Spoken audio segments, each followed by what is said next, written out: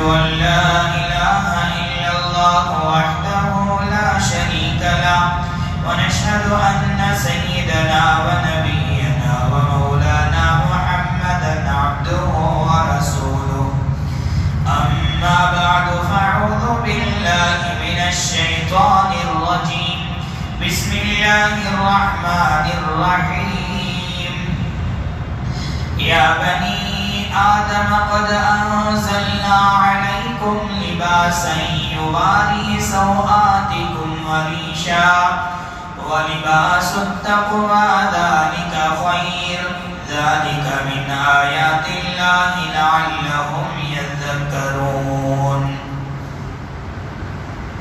صدق الله مولانا العظيم اللهم صل على سيدنا محمد في أول كلامنا اللهم صل على سيدنا محمد في أوسط كلامنا اللهم صل على سيدنا محمد في آخر كلامنا اللہ کے نام سے شروع کرتا ہوں جو بڑا مہربان نہایت رحم کرنے والا ہے۔ ہر قسم کی حمد و ستائش تمام قسم کی تعریفوں کے لائق وہی ایک اللہ پاکی ذات ہے جو ہم سب کا پیدا کرنے والا اور پالنے والا ہے، ساری کائنات کا خالق حقیقی اور ہر ذرے کا مالک و مختار ہے، جو چاہتا ہے وہ کرتا ہے، اس کے کرنے کرانے میں، اس کی قوت و طاقت میں، اس کے ارادے اور فیصلے میں کوئی اس کا شریک نہیں، کوئی اس کا ہمسر نہیں، کوئی اس کا پارٹنر نہیں ہے۔ وہ ایک ہے، یکتا ہے، ہمیشہ سے ہے اور ہمیشہ رہے گا۔ درود و سلام نازل ہو میرے اور آپ کے آقا جناب محمد رسول اللہ صلی اللہ علیہ وسلم پر، آپ کے آل پر، آپ کے ازواج پر، آپ کے اہل بیت پر، آپ کے ماننے والوں پر۔ حضرات، گزشتہ جمعہ میں نے آپ کے سامنے کھانے اور کھلانے کے آداب کے تعلق سے گفتگو کی تھی، چونکہ لباس بھی کھانے پینے کی طرح سے انسان کی ایک بنیادی اور اساسی ضرورت ہے، اس لیے مناسب سمجھا گیا کہ آج کے خطبے میں آپ کے سامنے لباس کے حوالے سے گفتگو کروں۔ شریعت نے لباس کے حوالے سے کیا آداب سکھائے ہیں، شریعت نے لباس کے حوالے سے کیا کیا تعلیمات دی ہیں، شریعت نے لباس کے حوالے سے جو تعلیمات دی ہیں، میں اور آپ لباس کے حوالے سے شریعت کی کیا کیا خلاف ورزیاں کر رہے ہیں۔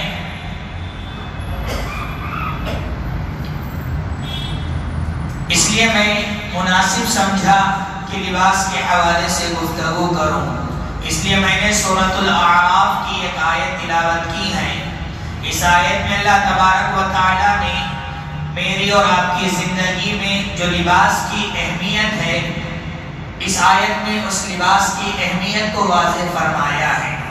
چنانچہ اللہ تبارک و تعالیٰ نے فرمایا یا بنی آدم قد انزلنا علیکم لباسا یواری سوآتکم وریشا، اے اولاد آدم، ہم نے تمہارے لیے وہ لباس بنایا ہے جس لباس سے تمہاری شرمگاہوں کو حفاظت ہو سکے، اس لباس سے تمہاری شرمگاہوں کو چھپا سکے،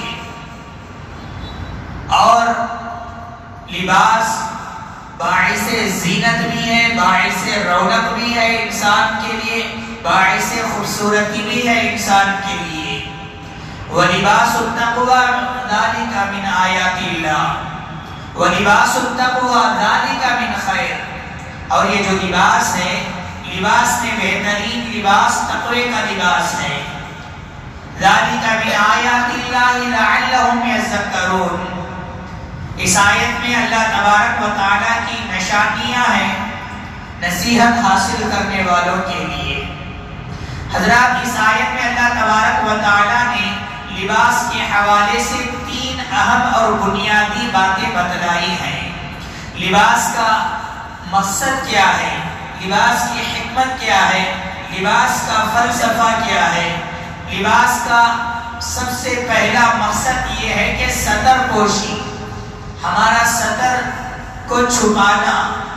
مرد کا ستر ہے کہ ناف سے لے کر گھٹنے تک ہمیشہ مرد اس کو چھپائے رکھے گا، اور اسی طرح عورت کا ستر کیا ہے؟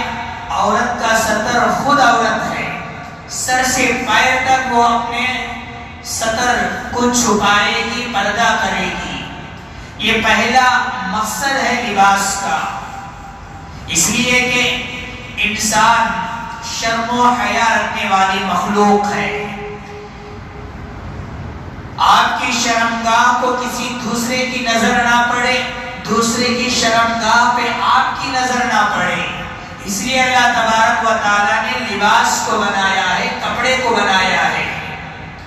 اس لیے ستر پوشی لباس کا یہ اولین مقصد ہے۔ لباس کا جو دوسرا مقصد ہے وہ ہے لباس باعث رونق بھی ہے، لباس باعث خوبصورتی بھی ہے، لباس باعث زینت بھی ہے۔ لباس کا جو تیسرا مقصد ہے وہ یہ ہے کہ لباس کے تعلق سے اللہ تبارک و تعالیٰ نے قرآن مجید میں فرمایا وَلِبَاسُ التَّقْوَى ذَلِكَ مِنْ خَيْرٍ، لباس میں بہترین لباس تقوی کا لباس ہے۔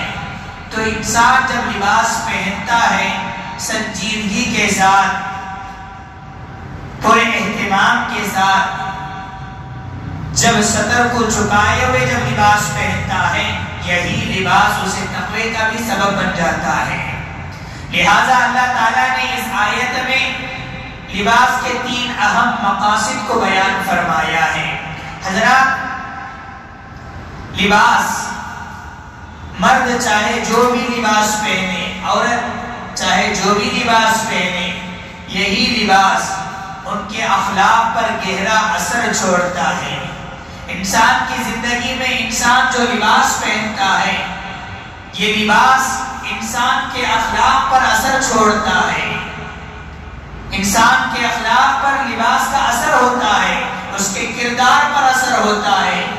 ایک معمولی سی مثال ہے، اگر کوئی انسان کسی سپاہی کا لباس اگر پہن لے، اگر کوئی بزدل انسان اگر کسی جنگجو آدمی کا لباس پہن لے، سپاہی کا لباس پہن لے، تو اس کا سینہ بھی چوڑا ہو جاتا ہے، اس کے اندر بھی احساس ہوتا ہے کہ میں طاقتور ہوں، میں نڈر ہوں۔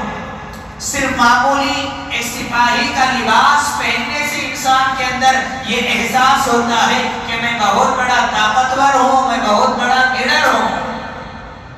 تو اس سے یہ معلوم ہوتا ہے کہ انسان جو لباس پہنتا ہے، اس کا لباس اس کے اخلاق پر اثر چھوڑتا ہے، اس کے کردار پر اثر ہوتا ہے۔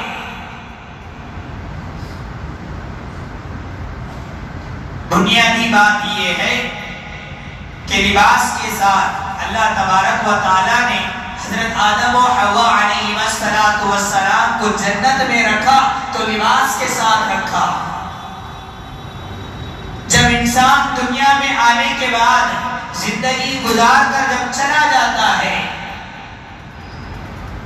مر جاتا ہے، اللہ تبارک و تعالیٰ یہ نہیں کہتا، شریعت یہ نہیں کہتی، دین اسلام یہ نہیں کہتا کہ انسان کو مرنے کے بعد اس کو ننگا اٹھا کر قبر میں ڈال دو۔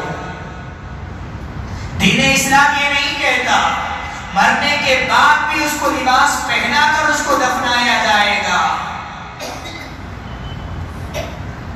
تو لباس کی کتنی اہمیت ہے ہم سمجھ سکتے ہیں۔ شریعت اچھا لباس پہننے سے منع نہیں کرتا، عمدہ لباس پہننے سے منع نہیں کرتی۔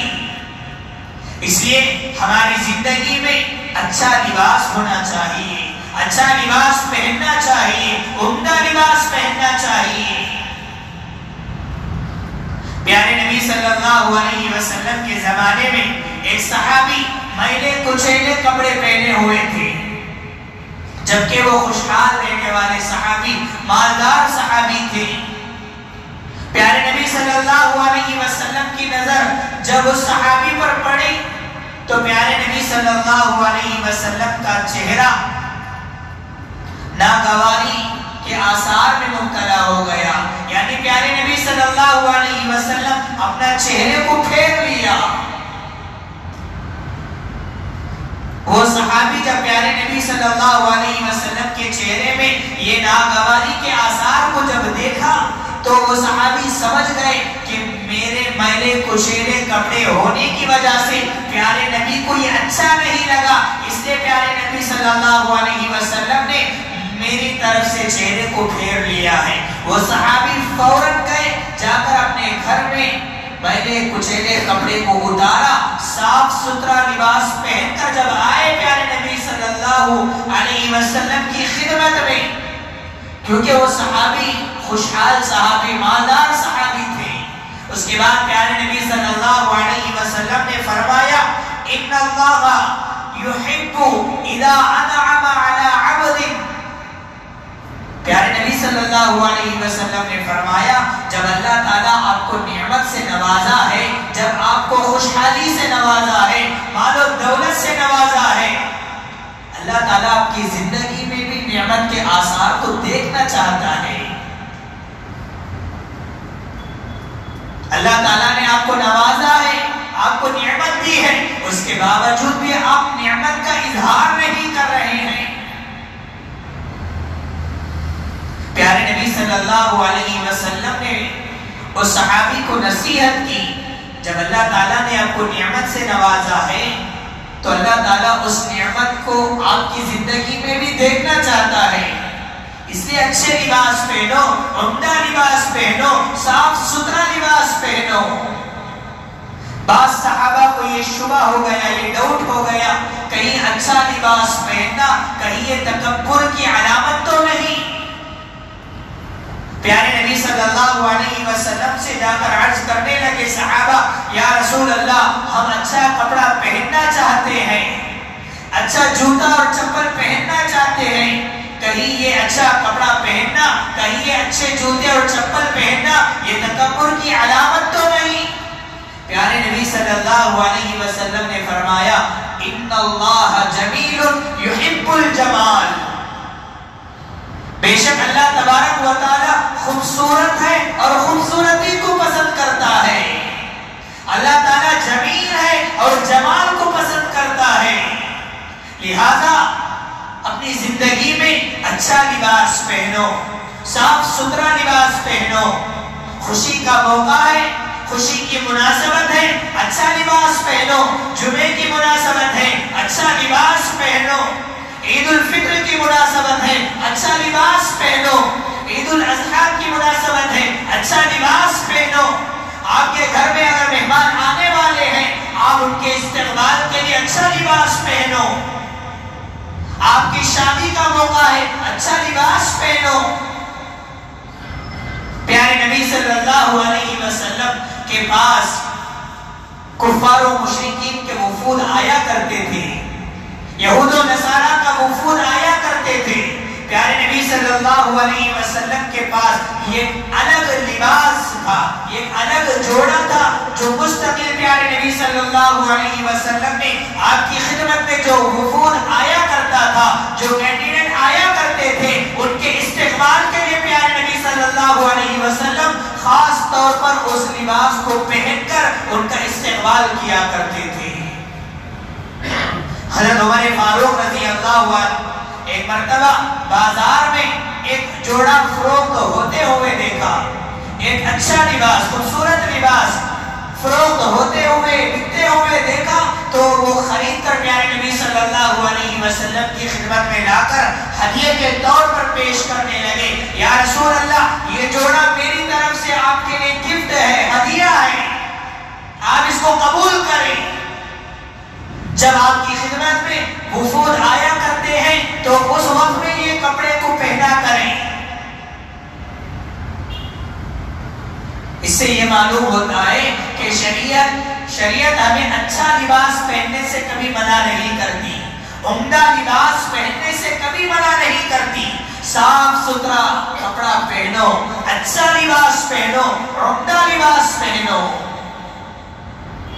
اور اسی طرح سے حضرات شریعت کہتی ہے کہ عمدہ لباس پہنو، اچھا لباس پہنو، لیکن اسراف سے بچو، فضول خرچی سے بچو. آج ہمارے معاشرے میں جس طرح گزشتہ جمعہ میں نے آپ کے سامنے عرض کیا، عالمی طور پر جائزہ لیا گیا تھا کہ سب سے زیادہ کھانا فضول کہاں ہوتا ہے، کھانا ویسٹ کہاں ہوتا ہے، کھانا برباد کہاں ہوتا ہے، وہ مسلم معاشرے میں، مسلمانوں کے گھرانوں میں، مسلمانوں کی شادی بیاہ میں ہوتا ہے. بالکل اسی طریقے سے کھانے پینے کے بعد اگر پیسے سب سے زیادہ برباد ہوتا ہے تو وہ کپڑوں میں ہوتا ہے. سب سے زیادہ برباد کپڑوں میں ہوتا ہے، فضول خرچی سب سے زیادہ کپڑوں میں ہوتا ہے. امیر گھرانوں کی بات الگ ہے، لیکن جو مڈل کلاس فیملی ہے آپ سمجھ سکتے ہیں ان کی جو شادی کے موقع پر والدین اپنی بیٹیوں کو کتنے جوڑے دیتے ہیں، 150 جوڑے، 111 جوڑے، 121 جوڑے. یہ صرف لڑکی والے دیتے ہیں. اس کے علاوہ لڑکے والے الگ سے لاتے ہیں. اس کے علاوہ شادی کے موقع پر لڑکے کے رشتہ دار، لڑکی کے رشتہ دار والے بھی الگ سے جوڑے لاتے ہیں. اس کے بعد شادی کے بعد جب بھی عید آتا ہے، عید کے مناسبت سے پھر کپڑے سلتے ہیں. شادی کے بعد جب بھی خاندان میں شادی ہوتا ہے، اس شادی کے موقع پر الگ سے کپڑے سلتے ہیں. اتنے کپڑے سلتے ہیں، اتنے کپڑے ہمارے پاس ہوتا ہے، کبھی زندگی میں اس کو پہننے کی نوبت بھی نہیں آتی. ہماری ماں اور بہنوں کے پاس صرف وہ زینت کے لیے لٹکائے رکھتے ہیں. اس لیے فضول سے بچو، اسراف سے بچو. اس لیے اسراف کرنے والوں کو اللہ تبارک و تعالیٰ نے اخوان الشیاطین قرار دیا، شیطان کے بھائی قرار دیا ہے. آج ہماری ایک طرف فضول خرچی اور اسراف، دوسری طرف صحابہ اکرام رضوان اللہ علیہم اجمعین کی زندگی کو اگر آپ پڑھ کر دیکھیں گے تو آپ کو پتا چلے گا پیارے نبی صلی اللہ علیہ وسلم کے زمانے میں بہت سارے صحابہ ایسے تھے ان کے پاس صرف ایک جوڑا، ایک کپڑا تھا. صرف ایک دن نہیں، ہفتے نہیں، مہینے نہیں، سال گزر جاتے تھے، ان کے پاس صرف ایک جوڑا موجود رہتا تھا. اگر ایک کپڑا دھلنے کے لیے نکال دیں تو پہننے کے لیے ان کے پاس کچھ نہیں ہوتا تھا. ایسی نادانی، ایسی غربت کی زندگی تھی. اس کے باوجود بھی صحابہ اکرام رضوان اللہ علیہم اجمعین کے زبان میں اللہ تبارک و تعالیٰ کا شکر گزاری کے آثار ہوتے تھے، نکلتے تھے. آج ہماری زندگی میں الماری بھر کر ہم کپڑے جوڑے رکھتے ہیں، اس کے باوجود بھی میرے پاس کپڑے نہیں ہیں پہننے کے لیے. جوتے کے اسٹینڈ میں پورے جوتے سجائے رکھے ہیں، اس کے باوجود بھی کہتے ہیں کہ میرے پاس جوتے نہیں ہیں، چپل نہیں ہے پہننے کے لیے. اسراف سے بچو، فضول سے بچو. شریعت اچھا لباس پہننے کی تعلیم دی ہے، عمدہ لباس پہننے کی تعلیم دی ہے، تو عمدہ لباس پہنو، اچھا لباس پہنو، لیکن فضول سے بچو، اسراف سے بچو. اور اسی طرح سے حضرات لباس کے سلسلے میں شریعت نے جو تعلیمات دی ہیں ان میں سے ایک یہ ہے کہ لباس میں بھی مشابہت نہیں ہونی چاہیے. لباس میں بھی کاپی نہیں ہونا چاہیے. لباس میں کسی دوسرے مذہب کے کلچر کی کاپی نہیں ہونا چاہیے، مشابہت نہیں ہونا چاہیے. مرد کو چاہیے کہ وہ عورتوں کے کپڑے کے مشابہ نہ پہنے، عورتوں کو چاہیے کہ وہ مردوں کے کپڑوں کی طرح نہ پہنے. کپڑوں میں بھی مشابہت نہیں ہونا چاہیے. مرد کے جو کپڑے ہیں وہ مرد پہنے، عورتوں کے جو کپڑے ہیں وہ عورتیں پہنے. شریعت نے مشابہت کو منع کیا ہے. اللہ اکبر. آج ہمارے معاشرے میں اگر ہم دیکھیں شادی کے موقع پر ایسے کپڑے سلتے ہیں جس طرح عورتوں کا کپڑا ہوتا ہے، جس طرح عورتوں کا کپڑے جو چمکیلے ہوتے ہیں، ریشمی ہوتے ہیں، بالکل اسی طرح آج ہمارے نوجوان بھی شادی کے موقع پر سلتے ہیں۔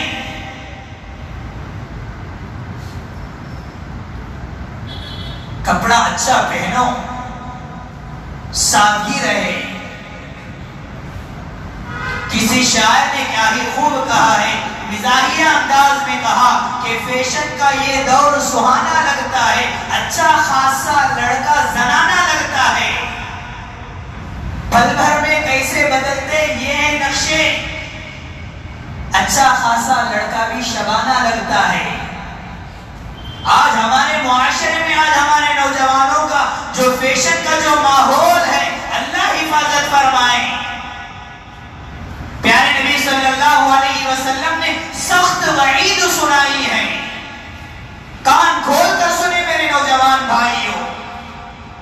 لعن اللہ المتشبہین من الرجال بالنساء، اللہ کی لعنت ہو اس مرد پر جو عورتوں کی مشابہ کرتا ہے، اللہ کی لعنت ہو اس مرد پر جو عورتوں کی مشابہت اختیار کرتا ہے۔ وَلَعْنَ اللَّهُ الْمُتَشَبِّهَاتِ مِنَ النِّسَاءِ بِالرِّجَالِ، اللہ کی لعنت ہو اس عورت پر جو مردوں کی مشابہت اختیار کرتی ہے۔ اس لیے ہم لوگوں کو چاہیے کہ مرد ہیں تو مردوں کی طرح کپڑے پہنو، عورتیں ہیں عورتوں کی طرح کپڑے پہنو۔ لباس میں بھی مشابہت شریعت پسند نہیں کرتی، اور اسی طرح سے حضرات لباس کے سلسلے میں شریعت کی ایک تعلیم یہ بھی ہے، لباس شہرت کو شریعت نے ناپسند کیا ہے۔ لباس شہرت کسے کہتے ہیں؟ ایسا لباس کہ معاشرے میں میرے جیسے لباس کوئی نہ پہنے، جب میں پہن کر گھر سے باہر نکلوں، جب لوگوں کے سامنے سے گزروں، صرف پورے معاشرے میں میرے لباس کا چرچا ہو، یہ سوچ کر اگر کوئی پہنتا ہے۔ شریعت لباس شہرت کو ناپسند کیا ہے، اس لیے کہ لباس شہرت اپنے اندر تکبر پیدا کر دیتا ہے۔ حضرت ابن عمر رضی اللہ عنہ نے فرمایا، جو آدمی دنیا کے اندر شہرت کا لباس پہنتا ہے، اللہ تبارک و تعالیٰ کل روز قیامت اسے ذلت کا لباس پہنائیں گے، اسے ذلت کا لباس پہنائیں گے۔ اسی لیے لباس پہنیں گے، اچھا لباس پہنیں گے، عمدہ لباس پہنیں گے، صاف ستھرا لباس پہنیں گے، لیکن اس کے ساتھ ساتھ اس کا یہ خیال رکھیں کہ سادگی رہے، لباس میں سنجیدگی رہے۔ اسی لیے پیارے نبی صلی اللہ علیہ وسلم نے فرمایا، لباس میں سے بہترین لباس سفید لباس ہے، سفید رنگ کا لباس ہے۔ سفید رنگ کے لباس میں ایک روب ہوتا ہے، ایک سنجیدگی ہوتی ہے، ایک وقار ہوتا ہے۔ اسی لیے پیارے نبی صلی اللہ علیہ وسلم نے آگے حدیث کے اندر فرمایا، اسی لیے جب تم موتاؤں کو کفن پہناؤ تو کوشش کرو کہ وہ بھی سفید رہے، وہ بھی سفید رہے۔ اس لیے ہماری زندگی میں لباس شہرت سے ہمیں بچنا چاہیے۔ اور اسی طرح سے حضرات شریعت نے لباس کے تعلق سے جو تعلیمات دی ہیں، مردوں کے لیے ایک تعلیم یہ بھی ہے کہ مرد حضرات ریشمی لباس پہننے سے بچیں۔ شریعت نے ریشمی لباس کو مردوں پر ناجائز قرار دیا ہے۔ ریشمی لباس عورتوں کے لیے جائز ہے، لیکن مردوں کے لیے جائز نہیں ہے۔ ہاں البتہ اگر آپ کو کوئی بیماری ہے، جلدی بیماری، خارش زدہ انسان ہے، کھجلی کی بیماری ہے، اگر کوئی حکیم یہ کہتا ہے کہ اگر ریشمی لباس پہننے سے تمہارا مرض ٹھیک ہو جائے گا، تمہارا مرض ختم ہو جائے گا، تو اس وقت میں شریعت اجازت دیتی ہے کہ تم ریشمی لباس پہنو، ورنہ مردوں کے لیے ریشمی لباس جائز نہیں ہے، اس لیے کہ ریشم میں نزاکت ہوتی ہے اور مردوں کو نزاکت سے دور ہونا چاہیے، مردوں کو نزاکت نزاکت سے دور ہونا چاہیے، مردوں کو طاقتور ہونا چاہیے، مردوں کو جفاکش ہونا چاہیے، مردوں کو مضبوط ہونا چاہیے۔ مردوں کو عورتوں کی طرح دکھنا نہیں ہے، مردوں کو عورتوں کی طرح رہنا نہیں ہے، مردوں کو عورتوں کی طرح کپڑے بھی پہننا نہیں ہے، مردوں کو مردوں کی طرح دکھنا چاہیے، مردوں کو مردوں کی طرح کپڑے پہننا چاہیے۔ آج ہمارے معاشرے میں آج ہمارے نوجوان چاہتے ہیں کہ میں بھی بالکل انہی کی طرح دکھوں، میں بھی نزاکت کے ساتھ رہوں، میرے اندر بھی نزاکت رہے، میں بھی سلپ رہوں، میں بھی خوبصورت رہوں۔ اس لیے آج ہمارے نوجوان عورتیں جو میک اپ استعمال کرتی ہیں خوبصورت دکھنے کے لیے، آج بہت سارے نوجوان اسے استعمال کرتے ہیں۔ یہ مردوں کے لیے اچھی چیز نہیں ہے۔ مرد مرد کی طرح ہونا چاہیے، مرد مضبوط ہونا چاہیے، مضبوط طاقتور ہونا چاہیے۔ مرد کے لیے نزاکت اچھی چیز نہیں ہے۔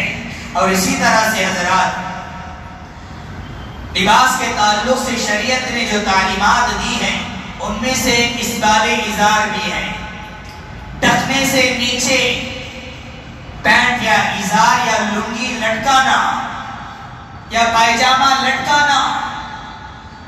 آج یہ ایسی آفت ہے، یہ ایسی بیماری ہے، آج ہمارے معاشرے میں 100 میں سے 90% لوگ اس میں مبتلا ہیں۔ آج ٹخنے سے نیچے ازار کو لٹکانا اس گناہ کو گناہ ہی نہیں سمجھتے، آج اس برائی کو برائی نہیں سمجھتے۔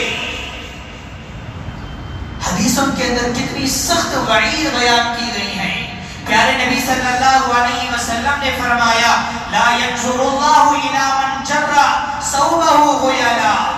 پیارے نبی صلی اللہ علیہ وسلم نے فرمایا جو آدمی تکبر کے جذبے کو لے کر اپنا پینٹ کو ٹخنے سے نیچے لٹکاتا ہے، کل روز قیامت اللہ تبارک و تعالی اسے دیکھے گا تک نہیں،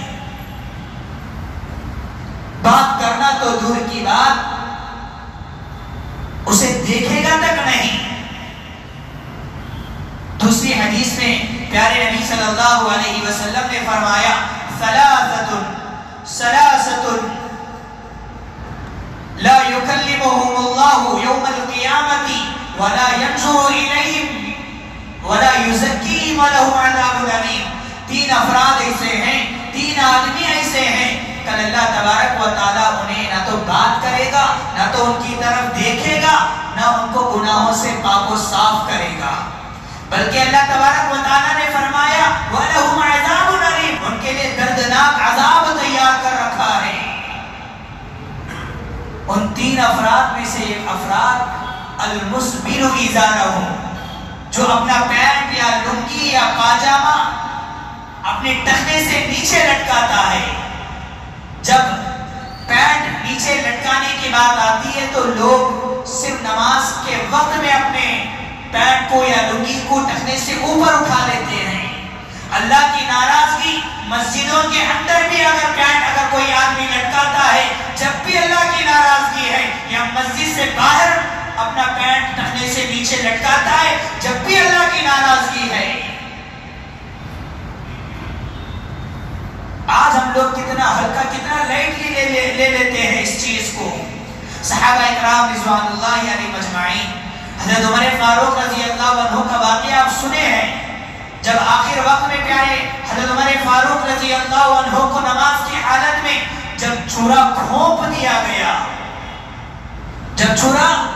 دیا گیا، خون جاری ہے، آخری سانسیں چل رہی ہے، صحابہ اکرام رضوان اللہ علیہ مجمعین حضرت عمر فاروق رضی اللہ عنہ کی عیادت کرنے کے لیے آ رہے ہیں، جا رہے ہیں۔ عیادت کرنے والوں میں سے ایک آدمی ایسا تھا جس کا ازار ٹخنے سے نیچے لٹکا ہوا تھا۔ حضرت عمر فاروق رضی اللہ عنہ نے دیکھ کر فرمایا، کہنے لگے کہ اپنا ازار کو ٹخنے سے اوپر اٹھا دو، یہ تو اس سے ہوگا یہ کہ آپ کا لباس صاف ستھرا رہے گا، پاکیزہ رہے گا، اور دوسرا تقوی کا تقاضا بھی پورا ہو جائے گا۔ آخری سانسیں چل رہی ہے، حضرت عمر فاروق رضی اللہ عنہ کا اس وقت میں بھی حضرت عمر فاروق رضی اللہ عنہ نے لوگوں کو یہ جو ٹخنے سے نیچے ازار لٹکائے ہوئے ہیں یہ دیکھنا یہ پسند نہیں کیا. فوراً ان کو ٹوکا, ان کو نصیحت کی کہ اپنا ازار ٹخنے سے اوپر اٹھانے کے لیے نصیحت کی. آج ہمارا پاجامہ یا ہمارا ازار یا پینٹ ایسا ہوتا ہے, استنجے کو جاتے ہیں تو اسی طرح جاتے ہیں, اسی طرح لٹکائے ہوئے جاتے ہیں, اسی حالت میں آ کر نماز پڑھ لیتے ہیں. اس لیے اس چیز کا اہتمام کریں, اپنی زندگی میں کپڑے سلواتے ہوئے اس چیز کا اہتمام کریں. ایسا نہ بنے کہ میرا پینٹ یا ازار میرے ٹخنے سے اوپر رہے. یہ جو نیچے ازار لٹکانے کی جو فیشن ہے یہ مغربی فیشن ہے, جو ہمارا اسلامی کلچر نہیں ہے, یہ مغربی کلچر ہے جو آج ہمارے نوجوان اس پر دل دادا ہوتا جا رہا ہے. حدیث کے اندر فرمایا گیا کہ جو آدمی تکبر کے جذبے کو لے کر اپنا پینٹ یا ازار ٹخنے سے نیچے لٹکاتا ہے, اللہ تبارک و تعالیٰ اس کی طرف دیکھے گا بھی نہیں, بات بھی نہیں کرے گا. اب ہو سکتا ہے آپ کے اندر یہ سوال ہو کہ میں تو تکبر کی نیت سے نہیں لٹکاتا, میں تکبر کی نیت سے میں اپنا پیر اپنا ازار ٹخنے سے نیچے نہیں لٹکاتا. حدیث سن کر بھی اگر آپ عمل نہیں کریں تو اس سے زیادہ تکبر کی اور کیا بات ہو سکتی ہے. حدیث سن کر بھی اگر آپ ضد میں آ کر اپنا ازار ٹخنے سے نیچے لٹکائے رکھیں گے, اس سے بڑھ کر تکبر کی کیا دلیل ہو سکتی ہے. اسی لیے اپنا ازار ٹخنے سے اوپر رکھا کریں. اور اسی طرح سے حضرات خواتین کے سلسلے میں شریعت نے ایک تعلیم یہ بھی دی ہے کہ نیم بریا لباس پہننے سے پرہیز کرو, آدھا کپڑا پہننے سے پرہیز کرو. پیارے نبی صلی اللہ علیہ وسلم نے فرمایا قیامت کی نشانیوں میں سے ایک نشانی, قیامت کے قریب میں جو بڑے بڑے فتنوں کی جو پیشین گوئی پیارے نبی نے فرمایا تھا, ان میں سے ایک بڑی پیشین گوئی یہ ہے کہ قیامت کے قریب برہنگی کا فیشن عام ہو جائے گا, ننگا پن عام ہو جائے گا. اس لیے پیارے نبی صلی اللہ علیہ وسلم نے فرمایا کہ یہ جو برہنگی کا جو فیشن ہے, یہ جو کلچر ہے, پیارے نبی صلی اللہ علیہ وسلم نے احادیث کے اندر فرمایا کہ دو آدمی ایسے ہیں جس کو اللہ کے نبی صلی اللہ علیہ وسلم کے زمانے میں تو نہیں تھے, لیکن آنے والے مستقبل کے حوالے سے پیارے نبی نے یہ پیشین گوئی دے دی کہ آنے والے زمانے میں دو لوگ ایسے ہوں گے جو دو لوگ بھی, دونوں حضرات, دونوں فرقے, دونوں جماعت جہنمی ہوں گی. پیارے نبی نے ڈکلیئر کر دیا ان میں سے ایک آدمی جو ظالم حکمران ہے, ظالم بادشاہ ہے, جو لوگوں کے اوپر ظلم کرتا ہے, اپنے رعایا پر ظلم کرتا ہے.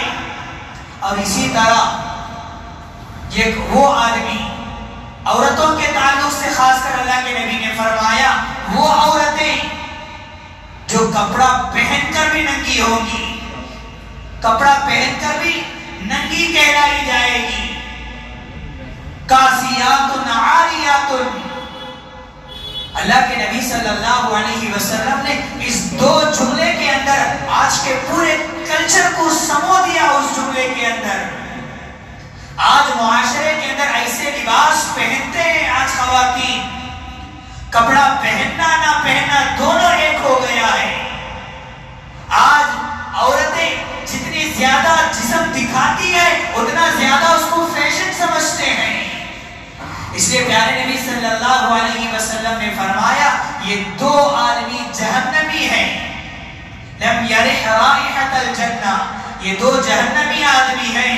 اللہ کے نبی نے فرمایا یہ دو لوگ جہنم میں جنت میں جانا تو کیا جنت کی خوشبو بھی نہیں سونگھ پائیں گے, جبکہ جنت آدمی 40 سال کی مسافت سے خوشبو سونگھ لیتے ہیں، لیکن یہ دو آدمی جو ظالم حکمران اور ایک جو وہ عورتیں جو ایسے کپڑا پہنتی ہیں جو کپڑا پہننا نہ پہننا دونوں برابر ہیں.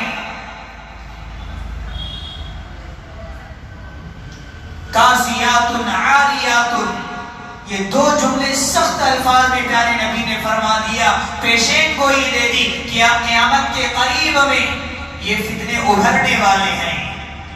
اور اسی طرح سے حضرات جب بھی ہم کپڑا پہنتے ہیں، شریعت کی تعلیم یہ ہے، شریعت ہر موقع پر ہمیں دعا سکھائی ہے. کھانا کھاؤ تو دعا پڑھو، استنجے کو جاؤ تو دعا پڑھو، سونا ہے تو دعا پڑھو. اسی طرح جب لباس پہننا ہے تو دعا پڑھ کر لباس پہنو.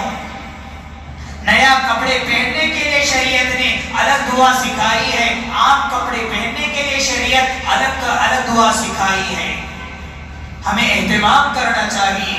اسی طرح سے حضرات آخری بات جو میں کہہ کر اپنی بات کو ختم کرتا ہوں، لباس کے حوالے سے جب میں بات کر رہا ہوں، یہ بھی میں آپ کے سامنے عرض کر دینا ضروری سمجھتا ہوں. یہ جو سر کو کھلا رکھنے کا جو رواج ہے، یہ جو سر کو کھلا رکھنے کا جو رواج ہے، یہ ہمارا رواج نہیں ہے، ہمارا کلچر نہیں ہے، یہ اسلامی کلچر نہیں ہے، یہ مغربی کلچر ہے.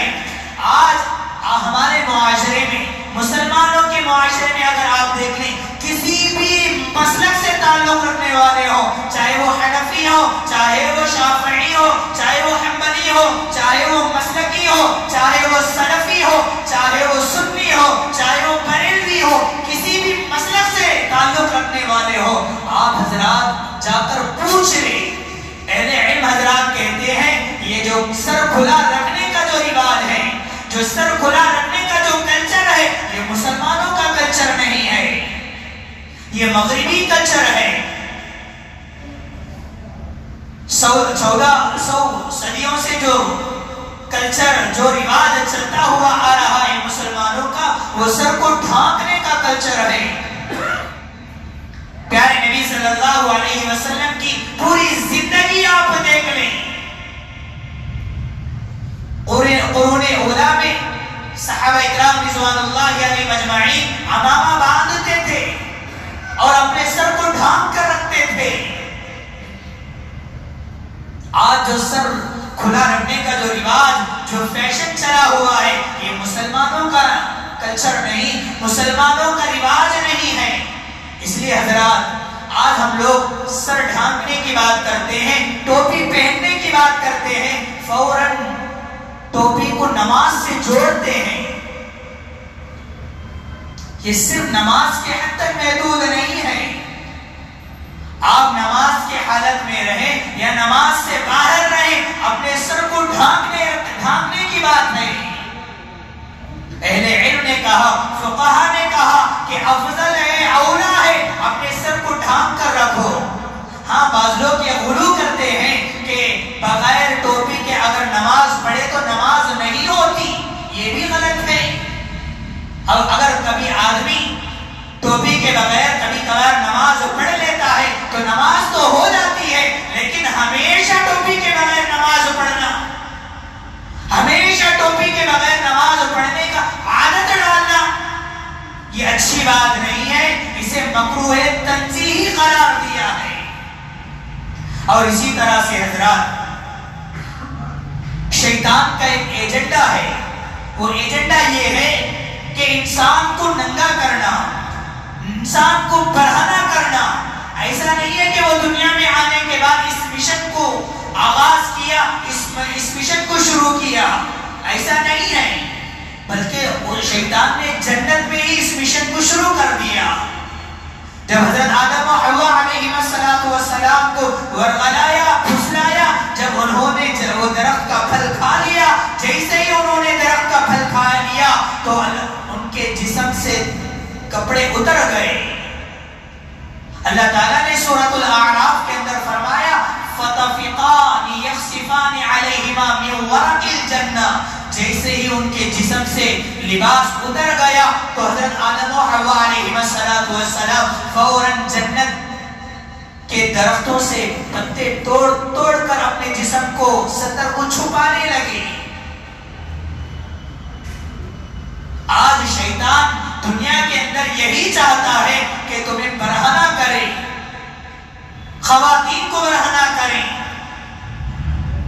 جو آدمی برہنگی کو پسند کرتے ہیں نا، جو لوگ برہنہ ننگے پن کو فیشن سمجھتے ہیں نا، وہ لوگ شیطان کے مشن میں برابر حصے دار ہیں. اسی لیے ہمیں چاہیے کہ لباس ایسا پہنو کہ ہمارا ستر بھی چھپے، ہمارا شرم و حیا بھی پورا ہو جائے. اللہ تبارک و تعالیٰ سے دعا فرمائے، اللہ تبارک و تعالیٰ ہمیں ہمارے شرم و حیا کی حفاظت فرمائے، ہمارے لباس کی حفاظت فرمائے. شریعت نے لباس کے حوالے سے جو جو تعلیمات دی ہیں، ہر قدم پر اسے ہمیں عمل کرنے کی توفیق نصیب فرمائے. آمین. وآخر دعوانا الحمدللہ رب العالمین.